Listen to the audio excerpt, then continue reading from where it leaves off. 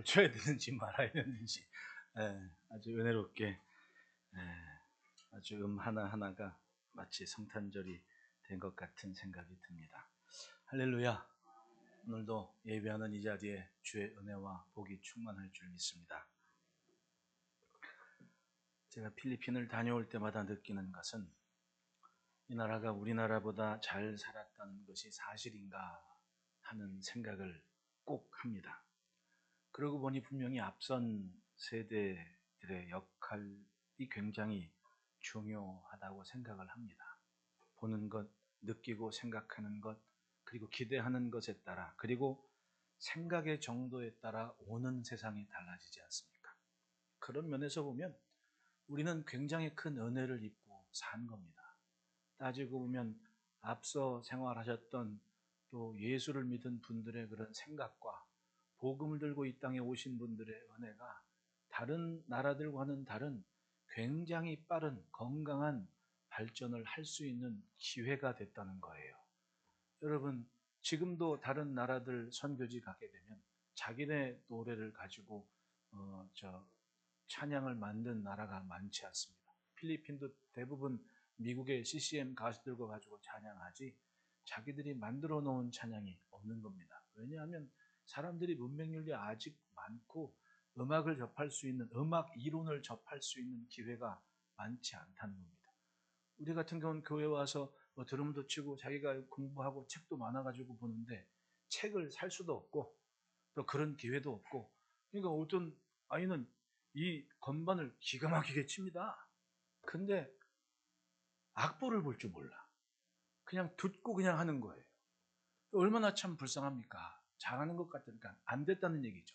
잘하는 것 같은데 정확한 기초나 이론이 없는 겁니다. 드럼 사달라 그래가지고 드럼 보냈습니다. 전자드럼 좋은 거 보냈는데 드럼 칠 줄 아는 사람이 없는 겁니다. 신학생 하나가 이제 둥둥둥둥 이제 시작하는 거죠. 악보도 없고 책도 없는 겁니다. 듣고 그냥 해야 돼요.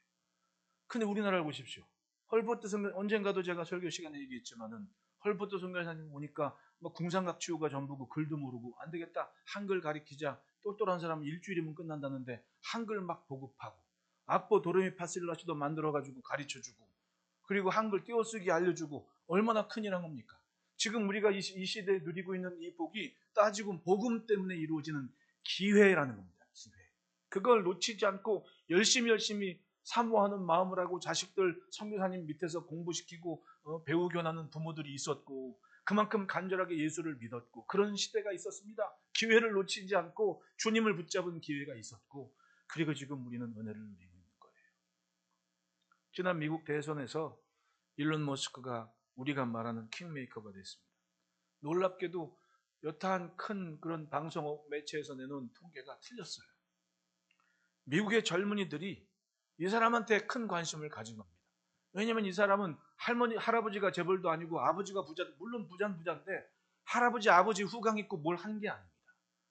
아버지가 자기 자서전에 자기 아버지를 이런 말에서 인간 말종이라고 표현했습니다. 왜냐하면 술만 먹으면 애 패고 도대체 18살인가 10살 때 엄마 아빠 이혼하고 엄마는 캐나다로 가버려가지고 얘가 내가 공부를 하려면 내가 살 길은 미국으로 가는 거다. 그리고 캐나다 가면 미국 시민권을 금방 잘 얻으니까 엄마한테 가버린 거예요. 15살 때. 그리고 자기 동생들 불러들인 겁니다. 퀸스 대학에서 공부하고 이게 이런 거구나. 새로운 세상을 봤죠. 그리고 자기가 생각할 때 혁신은 미국에서 벌어지더라고요. 그때 당시에. 1990년대 당시에. 그러니까 이 친구가 자기도 미국 가겠다고 그리고 펜실베니아 대학에 편입을 해서 공부를 하면서 거기서부터 이 사람 일대가 어릴 때는 애가 너무 똘똘해. 좋은 건 있었습니다. 아버지가 엔지니어여가지고 뭘 물어보면 기가 막히게 잘 설명해 주더라는 거예요. 딴 애보다 머리가 일찍 되어가지고 엄마 아빠가 일찍 유치원 보냈는데 학교를 보냈는데 체구가 작으니까 맨날 애들한테 시달리고 놀림받고 학대받고 어느 날은 계단에서 굴러떨어가지고 일주일 동안 의식을 잃었을 때도 있었다는 겁니다. 하지만 얘가 생각하는 게 남달라가지고 고등학교 딱 가니까 갑자기 체격이 커져가지고 그런 표현해요. 아무도 건드릴 사람이 없었다고. 야, 덩치는 크고 봐야 되나 봐. 그래가지고는 이 친구가 공부를 해가지고는 이렇게 저렇게 했는데 참 미국의 젊은 세대는 자기들이 봤거든요. 이 친구가 전기로 가는 자동차를 만들어냈다. 통상화 시켰다. 상용화 시켰다. 그리고 돈 벌어서 우주선을 쏘아대고 우주선이 올라갔다가 내려온다. 그러니까 일반적인 정치인들과는 전혀 다른 모습을 보고 그 사람을 쫓아가게 되고 따라가게 되니까 뜬금없이, 제가 작년인가 재작년에 늘 팬데믹 때도 말했듯이 2026년이 되면 화성에 우주선 보낸다고 하는데 할 것 같아요. 꼭 그런 정치력이 필요하니까 지금 트럼프 지지해서 그거 한 거 아닐까요? 저는 생각이 그래요. 야, 이 친구 진짜 26년도 되면 화성에 우주선 보내겠구나. 그리고 대선 결과 딱 나온 다음에 선언을 하잖아요.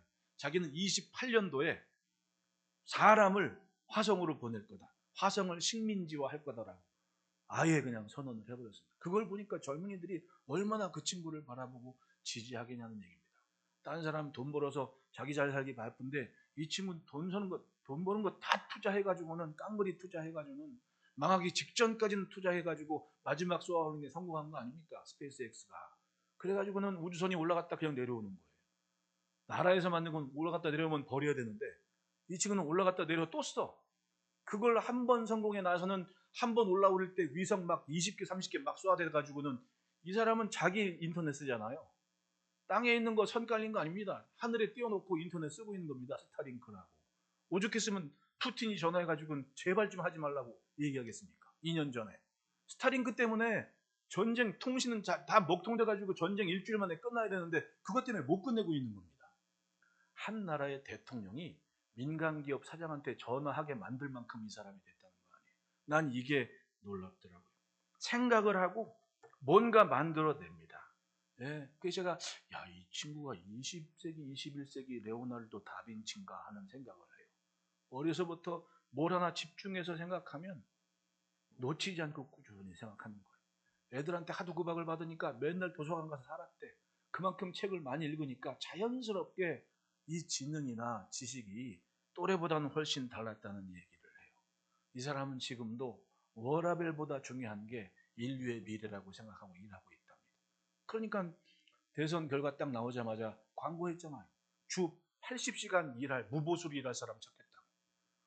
그게 이 사람이 지금 자기 일에 얼마나 몰두하고 있는지, 그런 사람이 있어서 달라지는 세상이라면 한 번쯤은 그런 사람이고 싶어하고 그렇게 살아보는 삶을 살면 어떨까 하는 생각을 누구나 할 수 있지는 않습니까? 제가 인류를 구하자는 얘기 아닙니다. 적어도 이 사람이 이렇게 사는 사람이 뭔가를 보여줬다면 우리는 우리의 신앙만큼은 이 사람 못지않게 뭔가 집중하고 이전보다 더는 변화를 갈망할 수 있는 실천적인 삶은 있어야 되지 않겠나 하세요.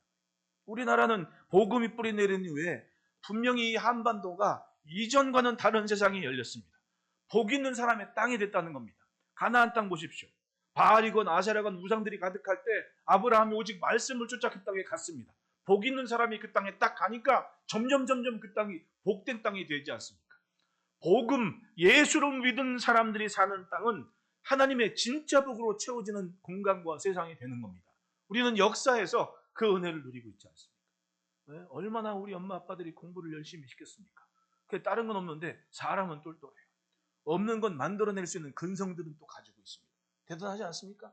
이게 다 앞선 분들이 어떤 생각을 가지고 어떻게 살아왔는지에 대한 결과라는 얘기입니다. 특히 선교사님들의 그 수고와 헌신 때문에 우리는 복잡한 이야기들이 다 우리들의 언어로 번역이 돼서 공부를 해요. 그걸 우리나라 와서 유학하는 친구들한테 들었어요. 우리나라 와서 유학하는 친구들이 한국은 진짜 복이 있는 나라라고. 굳이 영어 못해도 공부할 만큼은 한다고. 연구할 만큼 한다고. 그 이유가 뭔데? 그랬더니 한국은 도서관, 서점 가면 온갖 좋은 책들이나 신논문이나 이런 게 조만간 있으면 다 자기들 말로 번역돼서 다 있다고, 도서관에. 맞아요.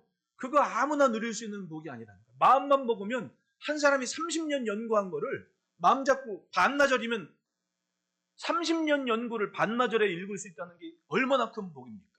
마음만 먹으면 정말 충분하게 세상에 모자라지 않을 만큼 지식과 경험의 기회가 열린 곳이 이 땅이라니까요.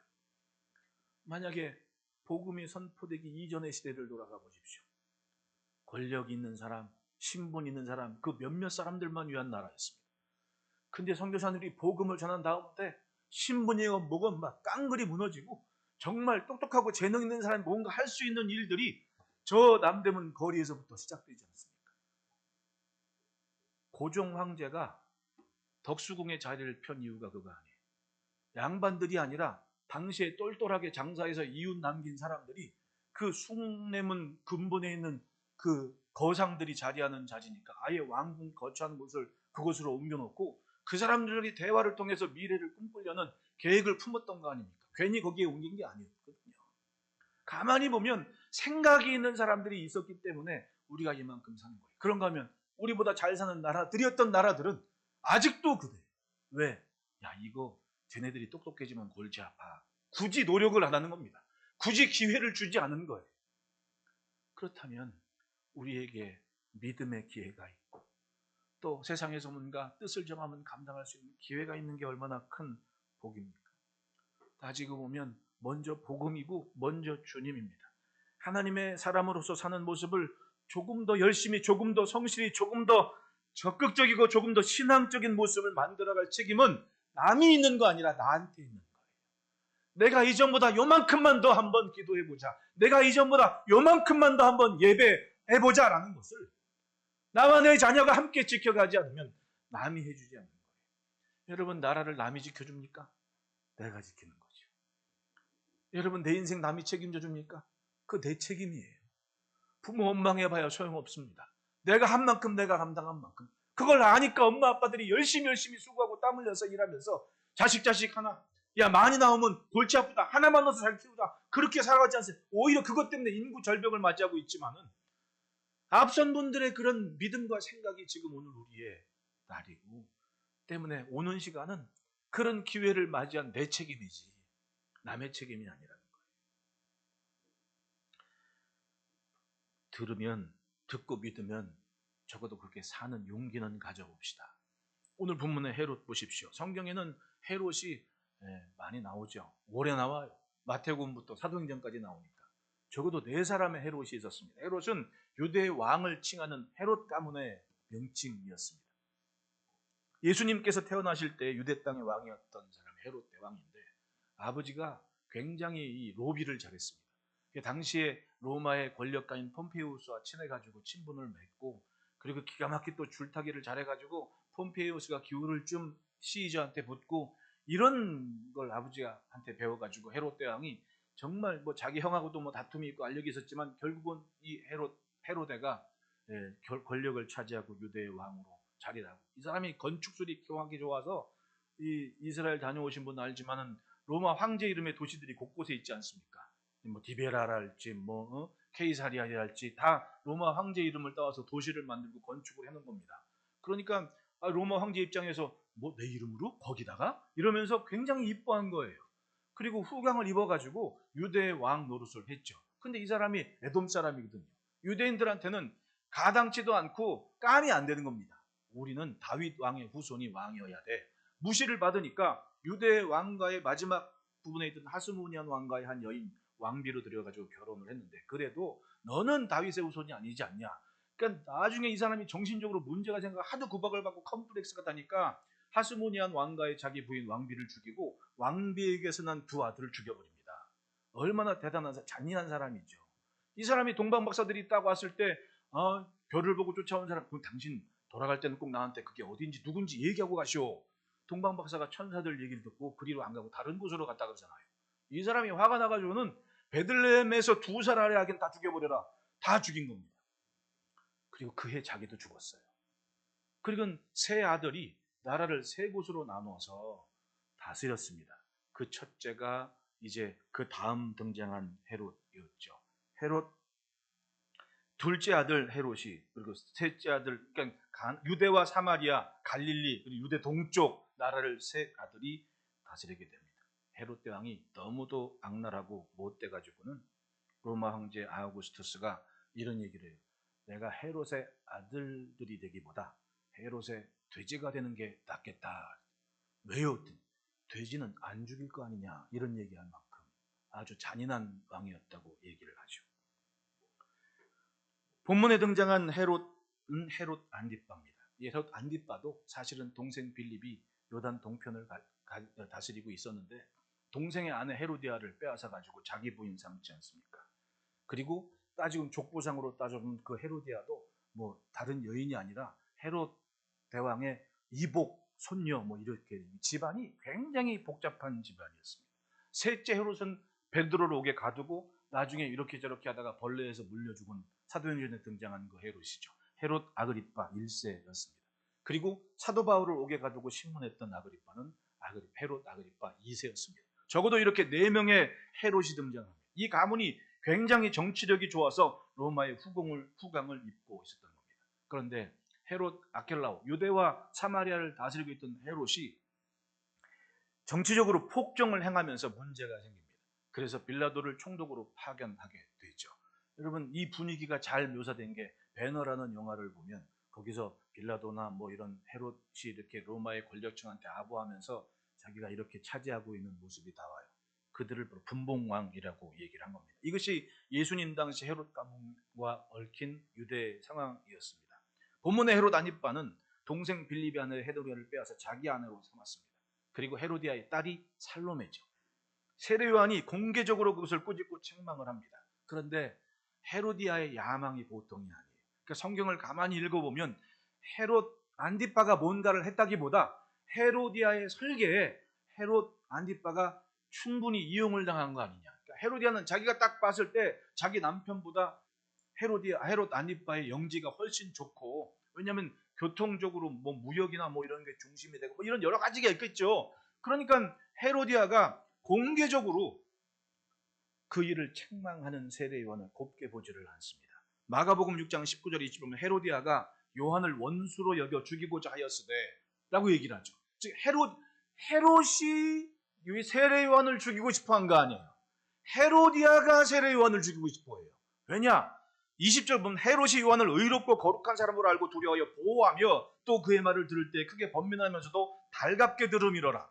헤롯은 왕으로서 유대 안에 벌어진 일들을 외면하고 살지 않습니다. 적어도 세례 요한이 어떠한 존재인지는 깨닫고 있었고, 말씀을 들을 때 아픈데 달아요. 야, 이분이 정말 옳은 말만 하는구나 알고 두려워해서 보호했다고 얘기합니다.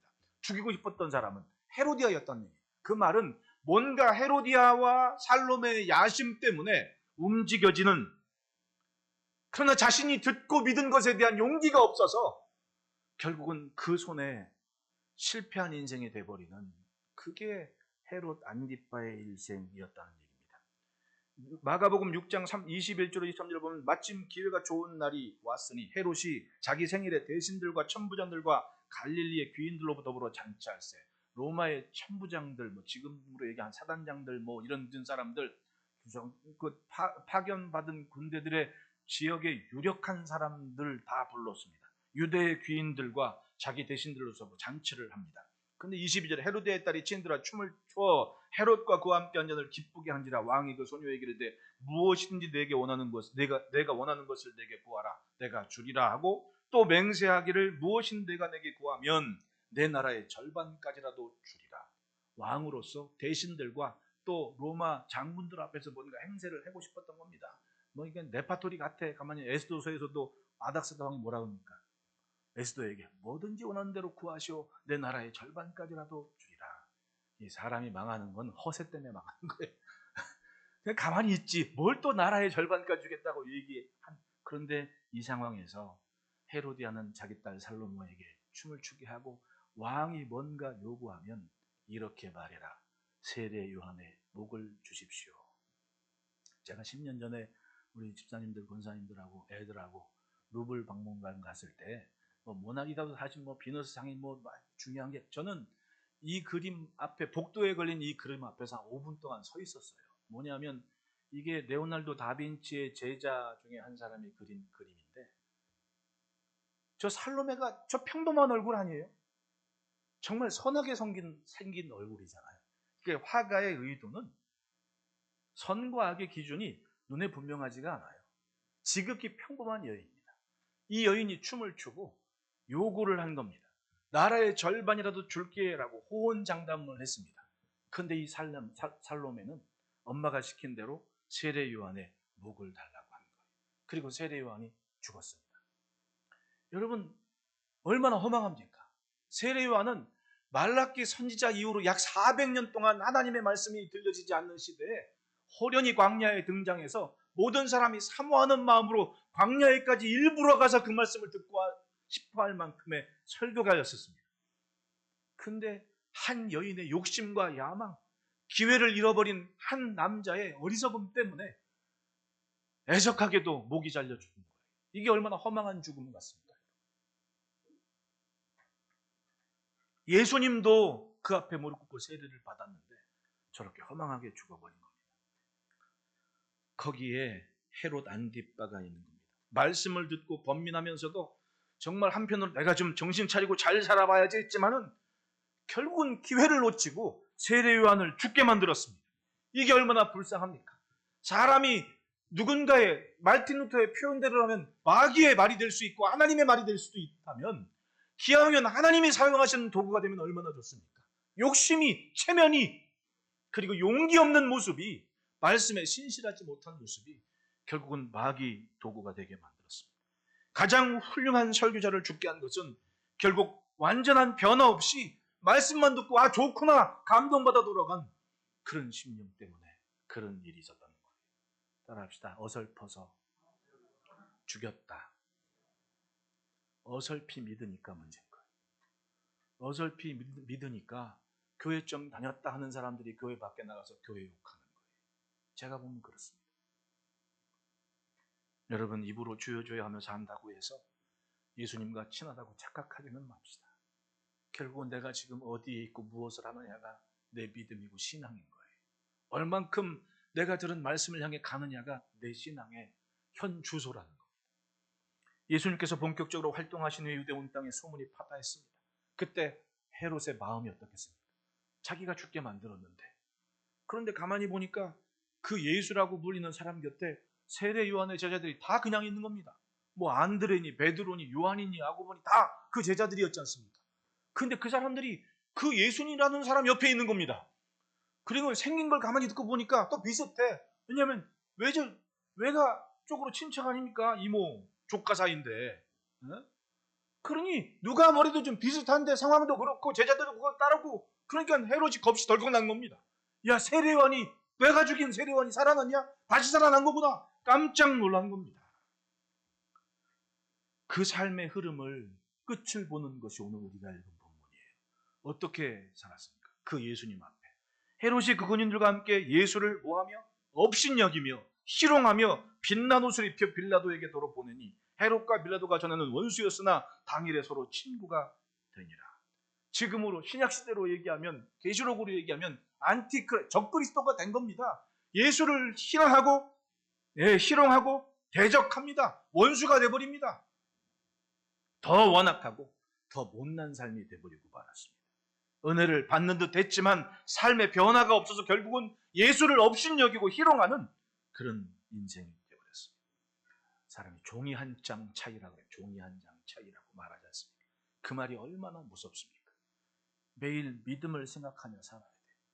예전에 제가 들은 어떤 목사님 설교 중에 한 예화 중에 잊혀지지 않는 게 있습니다. 어떤 화가가 가서 정말 예수님 닮은 사람 찾으려고 이것저것 다 다니는데 없어가지고 이렇게 보니까 길거리에 지나 어떤 선한 청년 얼굴이 보이는데 그 사람이 정말 예수님 같아가지고 그림을 그렸대요. 그게 요즘 달력이나 뭐 액자에 많이 든 백인같이, 딱 백인이잖아요. 그게 어디 유대인입니까 그 사람.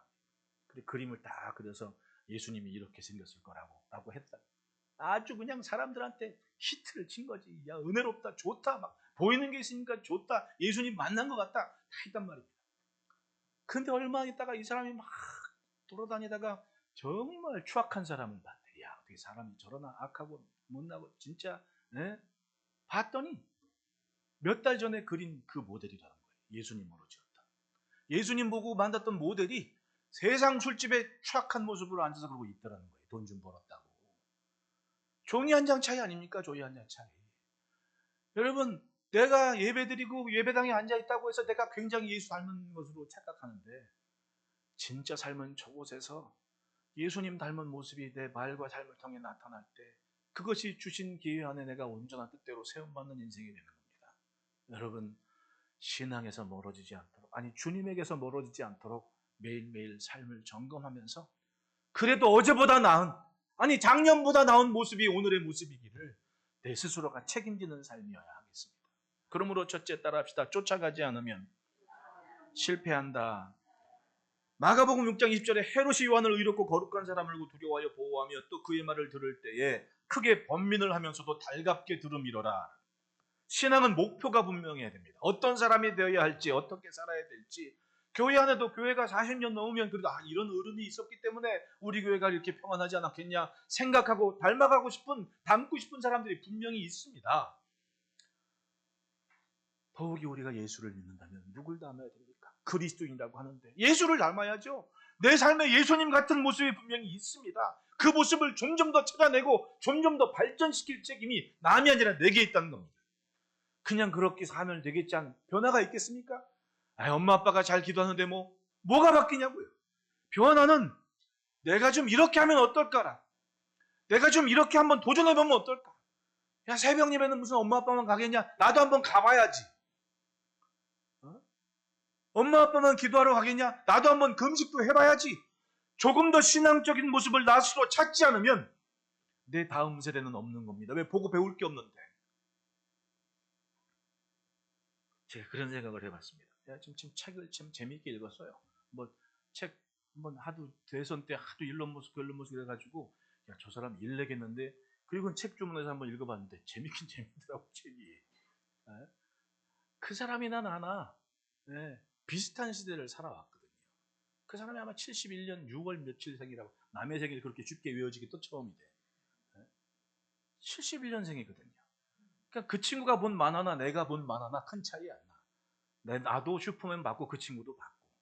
근데 그 친구는 만화책 속에 있던 그런 도구나 아이템들이나 시대 상황들을 가지고 왔습니다. 이뤄낸 친구예요. 왜냐하면 생각을 했다는 겁니다. 야, 이거 하면 되겠구나. 하고 싶었고, 마침 미국 가서 공부하다가 이것저것 했는데 이런 내비게이션이나 지도 없을 때, 전화번호 책이 전부였을 때 자기 동생하고 야, 이거 한번 만들어 보자. 그런 지도 안에다가 각 회사들 데이터를 쭉 빼놔가지고 클릭을 하면 회사에 대한 정보하고 약도가 쫙 나오게 그걸 만들어 놓은 거예요. 그래가지고 그걸 팔았어. 그래가지고는 백만장자가 된 겁니다. 동생하고 창고에서 살다가 졸지에 백만장자가 돼서 인터뷰를 하고 난리가 났는데, 그거 팔은 돈으로 또 뭘 만나냐면 인터넷 은행을 만들어 낸 겁니다. 그래가지고는 이건 꼭 됩니다 하더니 됐어. 그 다음에 억만장자가 된 거야. 2년 만에. 남아프리카 공화국에 살았으면 그런 날이 있었을까요? 이런 게 있을까? 한번 해보자.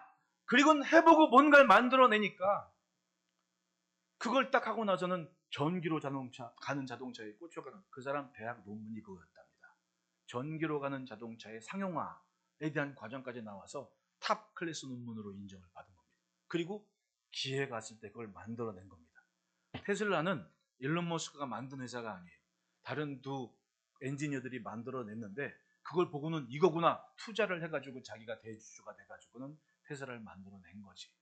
과정들을 이렇게 보면 그 사람이나 나 같은 시대를 살았는데 그 사람은 보고 자기가 하고 싶은 걸 분명한 목표로 해서 했다는 겁니다. 어떤 기도 많이 하시는 목사님이 저한테 하는 얘기가, 이 목사는 목회를 하지 말고 사업을 했으면 좀 나았을 걸 그랬어 라는 얘기를 해요. 하지만 그게 재능 갖고 될 일입니까?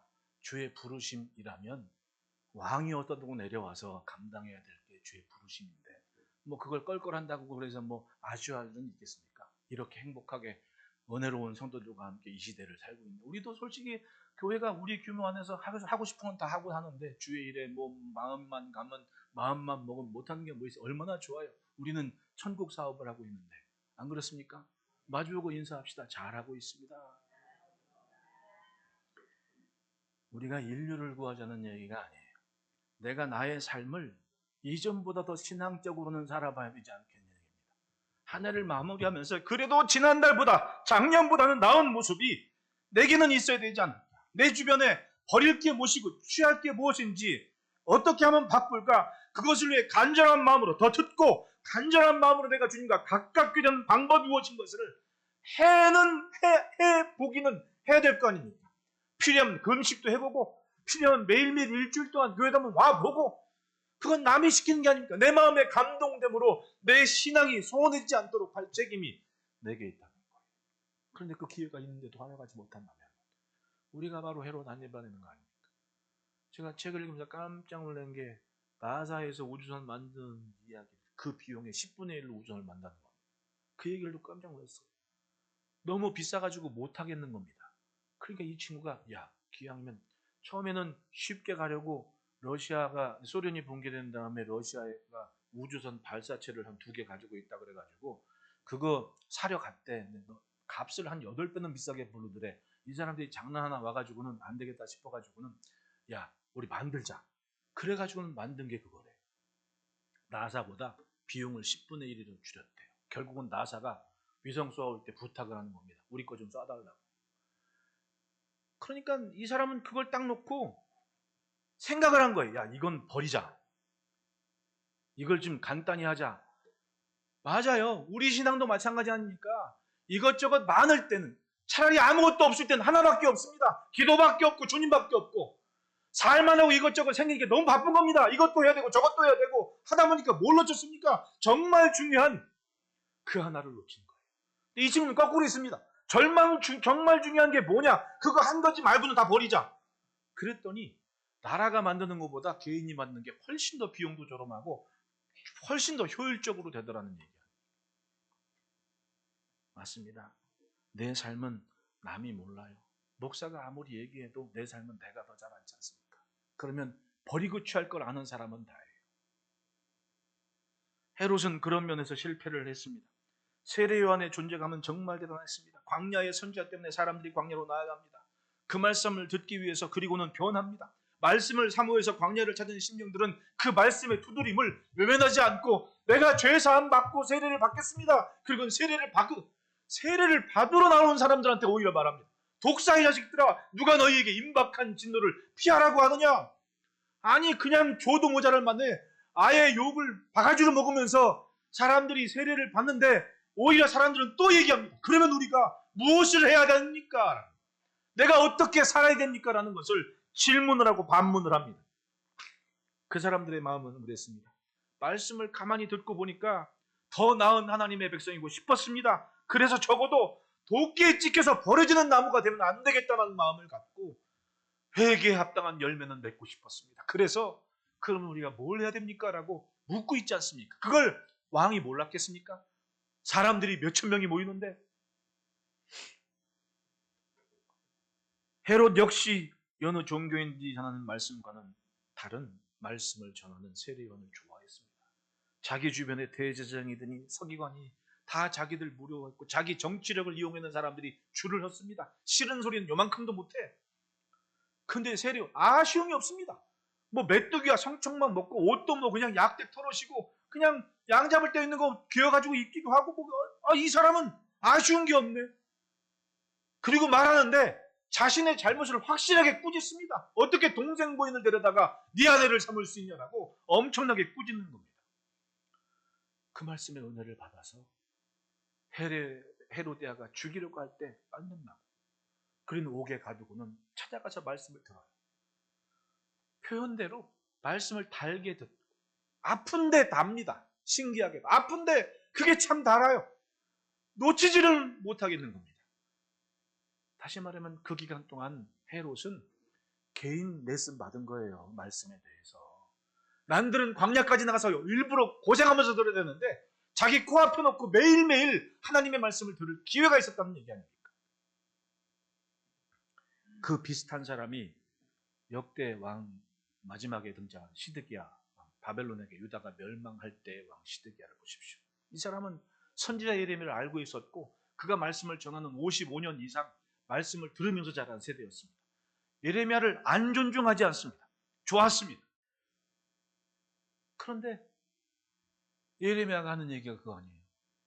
당신 바벨론에 항복하시오. 그럼 당신도 살고 당신 자녀들도 삽니다.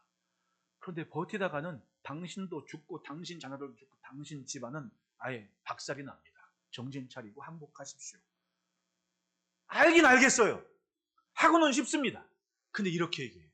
내가 당신 말은 알겠지만 내가 이제껏 내 조카들이나 삼촌들이나 아버지나 버텨온 게 뭔데 항복하지 않고 싸워야 이긴다고?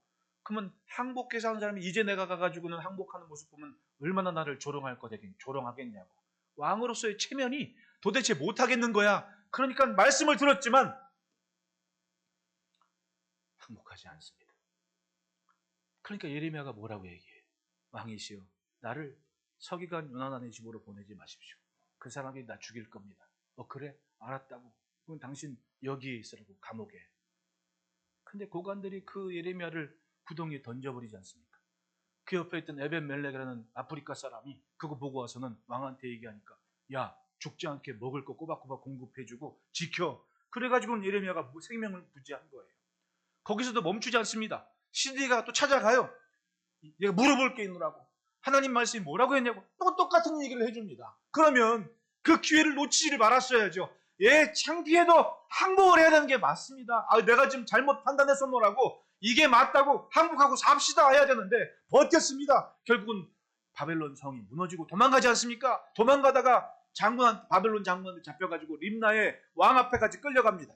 그리고 그 앞에서 장군들이 다 죽는 걸 봤습니다. 자기 세 아들도 와가지고 잡혀가서 죽습니다. 아들들도. 그리고는 바벨론 왕이 말합니다. 저놈 눈을 뽑아버려라. 하나님의 종의 말씀을 듣지 않았더니 살아있을 때 볼 수 있을 때 마지막 장면이 두 아들의 죽음인 거예요. 그리고는 장님이 되어버렸습니다. 그리고 사슬에 묶여서 바벨론 잡혀가는 그 모습을 한번 생각해 보십시오. 똑같지 않습니까? 이 헤롯 안디바랑. 살아도 산 게 아닌 인생이 되어버린 겁니다. 변해야 했습니다. 쫓아가야 했습니다. 헤롯 안디바를 보십시오. 평생 두려움에 삽니다. 무거운 짐을 지고. 어느 날 등장한 예수님을 세례요한으로 생각을 합니다. 아니어도 그렇게 생각합니다. 세례요한이 부활했구나. 왜? 내가 죽였거든요. 항상 생각을 하며 살았습니다. 내가 그래서는 안 됐는데.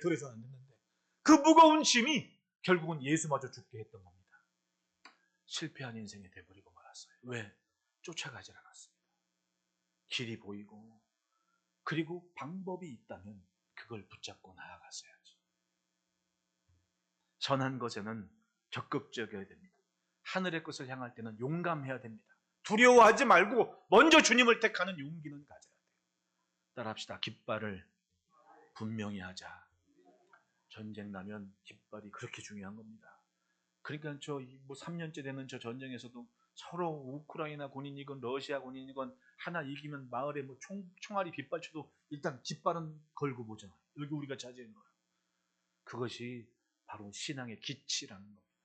여러분, 깃발을 보고 쫓아가고 깃발을 들고 달려갑시다.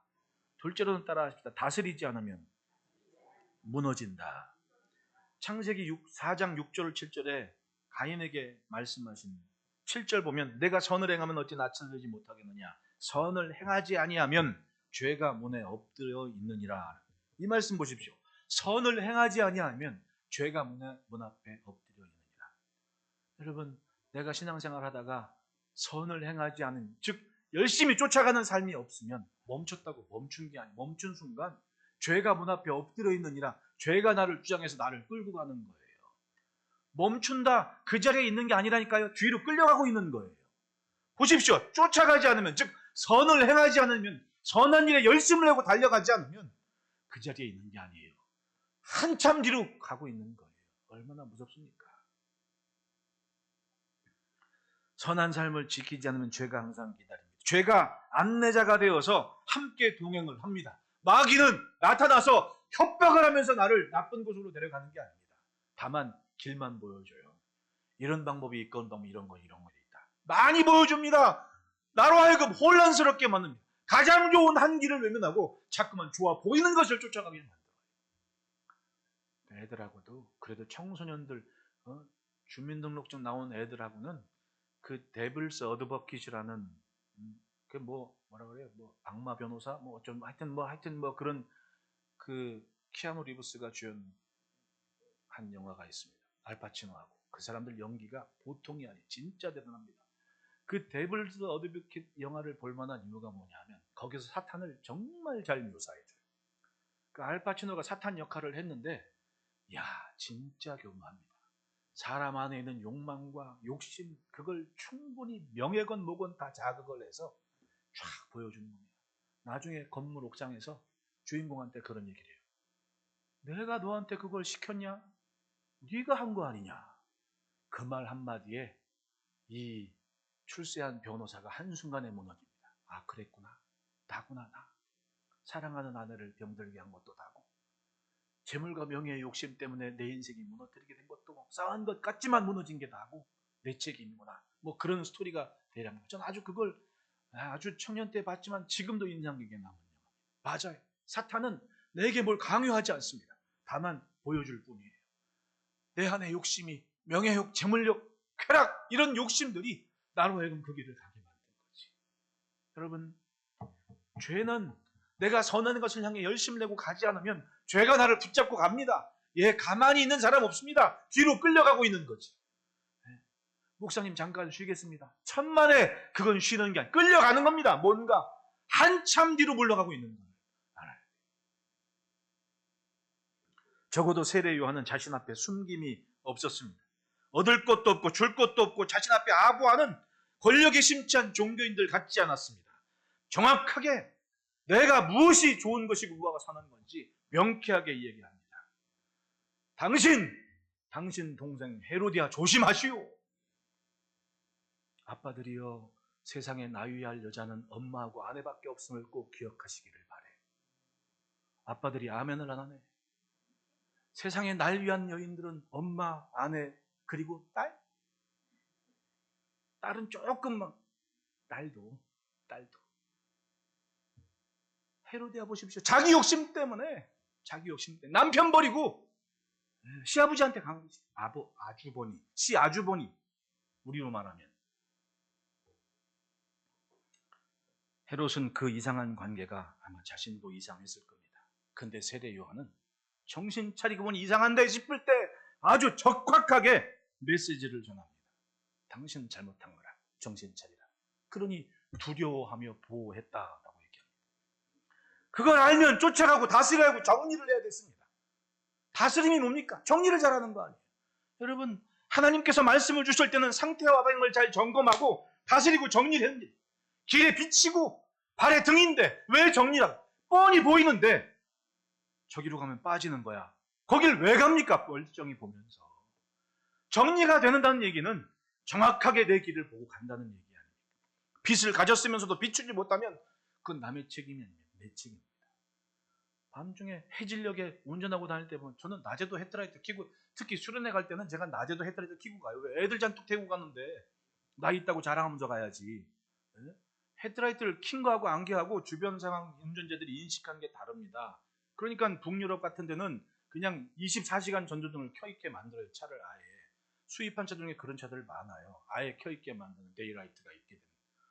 뻔히 보이는데 요즘은 막 밤중에 막 가로수가 우리는 너무 잘 돼, 가로등이 막 다 있다고 불 끄고 다니는 사람들 많더라고. 멍청이에요. 위험한 거예요. 아니, 등이 있는데 밝히 볼 수 있는데 왜 엄하게 가냐는 얘기입니다. 신앙도 마찬가지예요. 길에 비치고 등이 있는데 왜 굳이 뻔히 보이는 거기서 못된 못난 선택을 하냐는 말입니다. 헤롯 안디파는 바로 그런 선택을 했던 겁니다. 내가 정리를 한다는 건, 여러분 집에 가서 엄마들 살림하는 거 보시죠. 기가 막히게 정리를 해놓잖아요. 어디 뭐 있다고 얘기 안 해도 그냥 열어보면 거기 있을 게 있는 거야. 이게 정리 아니에요. 네?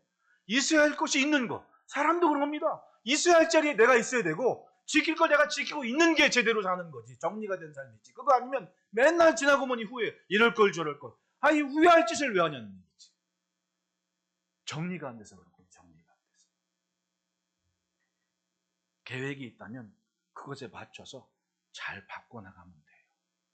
처음 우주선 쏘았을 때 사람들이 참 희한하게 본 겁니다. 저 사람은 또 100만 년이나 된 돈 가지고 다 투자하고 뭐 만들고 억만 자세 된 것도 다 만들어가지고 자동차 만들어내고 그 돈 벌어가지고 또 우주선까지 만드네.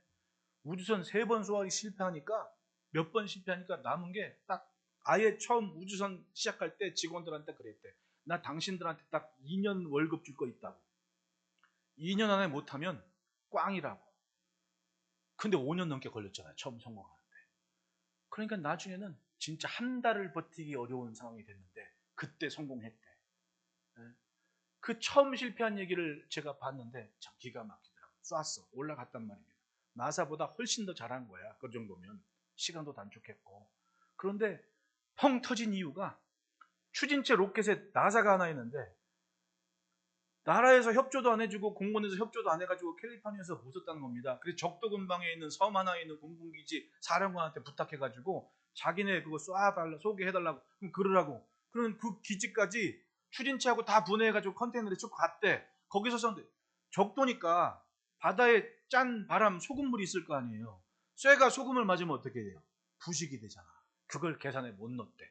나사 하나가 그 소금 바람에 쪄들어가지고 약해진 걸 몰랐던 거지. 쐈는데 그게 쭉 올라가다가 그 기압을 못 이겨가지고는 그게 툭 터져가지고는 그 안에 있는 기름이 새나가지고는 뻥 터져버린 거예요. 이 친구가 또 고민을 했지. 할 수는 없지만 이것밖에 더 있냐. 그리고 또 뺄 거 빼고 바꾸고 막 바꾸는데 그래가지고 우리 엄마들이 얘기한 스댕. 나사를 다 스테인리스로 만들었다는 거 아닙니까? 그리고 또 쐈는데 그거 하나하나 과정이 실패하면서 만들어낸 과정이 축적이 되고 데이터가 돼가지고 결국은 성공을 했다는 거예요. 여러분 제가 몇 번 얘기했잖아요.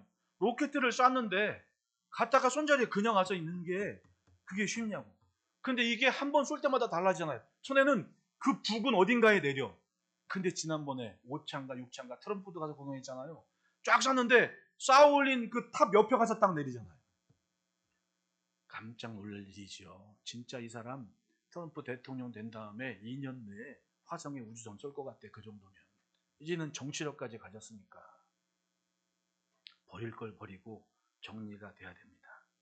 들을 수 있는 귀가 있다면 맞춰가는 용기를, 내가 이걸 하려면 뭘 해야 될지 고민을 하고 답을 구하면서 그건 놓치지 말아야 될 용기는 내가 가져야 됩니다. 이게 다스림인 거예요. 허송세월 보내고 후회하면서 이럴 걸 저럴 걸 누가 그 인생을 책임져 줍니까? 그래서 따라합시다. 욕심과 체면 때문에 무너지지 말자. 누가복음 9장 7절로 9절에 분봉왕 헤롯이 모든 일을 듣고 심히 당황하니 어떤 사람은 요한이 죽은 자 가운데 살아났다고, 어떤 사람은 엘리야가 나타났다고 하고, 어떤 사람은 옛 선지자 한 사람이 다시 살아났다고도 합니다. 헤롯이 이르되 요한은 내가 목을 베었거늘 이제 이런 일이 있더니 이 사람이 누군가 하며 그를 보고자 하더라. 헤롯이 궁금해서 보고 싶었는데 왜 보고자 했느냐? 누가복음 13장 31절에 곧 그때 어떤 바리새인들이 나와서 이르되 나가사 여기를 떠나소서 헤롯이 당신을 죽이고자 하나이다. 예수님 보고 싶은 마음이 은혜를 받기 때문에 얘 생각이 나서 그 말씀 때문에 예수님을 찾은 게 아니었어요. 죽이려고 찾은 거지. 그 말은 그 세월 동안 헤롯의 완악함은 아예 그 방향으로 갔다. 돌이킬 수 없을 만큼, 유턴할 수 없을 만큼 방향과 삶이 정해졌다는 얘기입니다. 어떻게? 이제는 희망이 없는 인생으로. 결국은 예수를 죽이는 사람이 되어버리지 않습니까? 바리새인들이라고 다 안 믿은 건 아니더라고. 이 말씀 보면. 위기에 처했을 때 예수님 빨리 도망가셔야 됩니다. 떠나셔야 됩니다. 예, 맞아요. 니고데모나 아리마대 같은 사람이 그 산해립 공여 존경받는 사람인데 제자가 없겠습니까? 그 사람들은 자기 선생님들을 따라 다 예수님 믿고 예수님 위하는 사람들이니까 밖에 나가서 소문 다 듣고 헤롯이 예수를 찾는 이유는 죽이려고 그러는 거다. 얼른 와서 예수님한테 알려주는 겁니다. 빨리 여기서 나가줘야만 됩니다. 당황스러운 상황 앞에서 헤롯은 회개를 해야만 됐습니다. 잘못했습니다. 정말 잘못했습니다. 이 한마디면 되는데 첫 단추부터 그 잘난 체면 때문에 나라 절반 주겠다고 해가지고는 망신당할까봐 헤로디아가 그 잔꾀를 그 말 듣고 번민을 하거든요. 마가복음 6장 26절 보면 살로메가 세례 요한의 목을 구할 때 왕이 심히 근심하나 자기가 맹세한 것과 그 앉은 자들로 인하여 그를 거절할 수 없느니라. 즉 자기 욕심과 체면 알지만 야, 이 순간 내가 번복을 하면 왕으로서 뭐가 되지? 그리고 28절에 그 머리를 소밤에 얹어다가 소녀에게 주니 소녀가 이것을 그 어머니에게 주니라. 옛날에 저 어릴 적에 충격적인 장면이, 성탄절 때 되면 영화 많이 했잖아요. 그 중에 살로메라는 영화도 했는데 그때는 어린 적에 봤을 때는 그 장면이 이해가 안 됐어요. 근데 성경을 읽다 보니까 그게 생각이 나. 살로메가 춤 신나게 추고 세례요한 목 자른 걸 가지고 자기 엄마한테 가요. 그럼 자기 엄마 헤로디아가 그 목 잘린 세례요한의 입에 입을 맞춥니다. 쪽하고.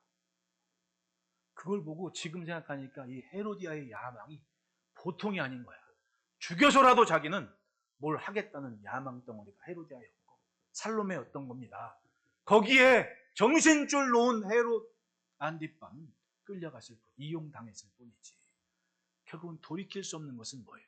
욕심과 체면이 충분한 기회를 가졌지만 기회가 선용되지를 못했습니다.